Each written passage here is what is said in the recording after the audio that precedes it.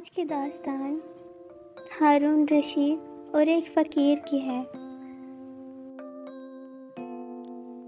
یہ بات اس زمانے کی ہے جب عباسی خلافت کا دبدبہ پورے اسلامی دنیا پر چھایا ہوا تھا اور بغداد علم و ادب کا مرکز بن چکا تھا۔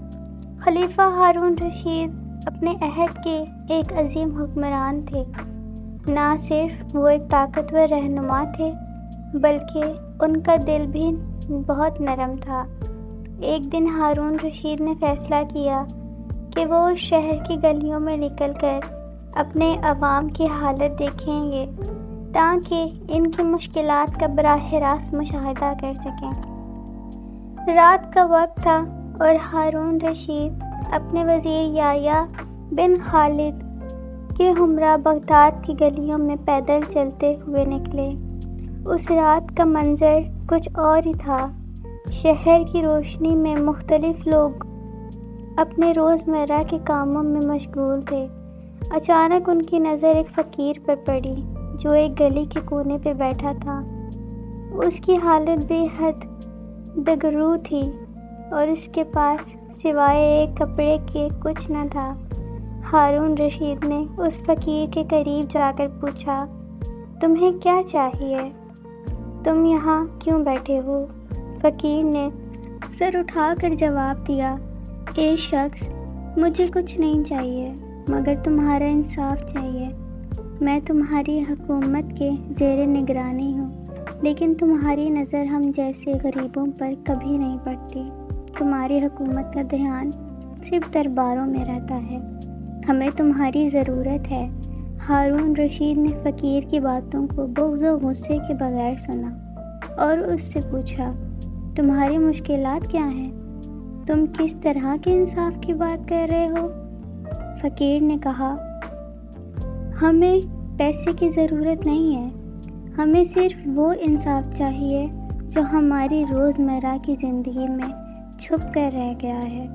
ہم بھوک سے تڑپتے ہیں لیکن کوئی ہمیں نظر انداز نہیں کرتا۔ ہم بےکس ہیں لیکن تمہاری حکومت ہمارے بارے میں کبھی نہیں سوچتی۔ ہارون رشید نے فقیر کی باتوں کو دل سے سنا اور پھر یحییٰ سے کہا، اس فقیر کی باتوں کو نظر انداز نہ کرو بلکہ اسے کھانا اور کپڑے دے دو اور اس کے علاوہ بغداد میں موجود تمام غریبوں کا خیال رکھنے کے لیے ایک منصوبہ ترتیب دے دو۔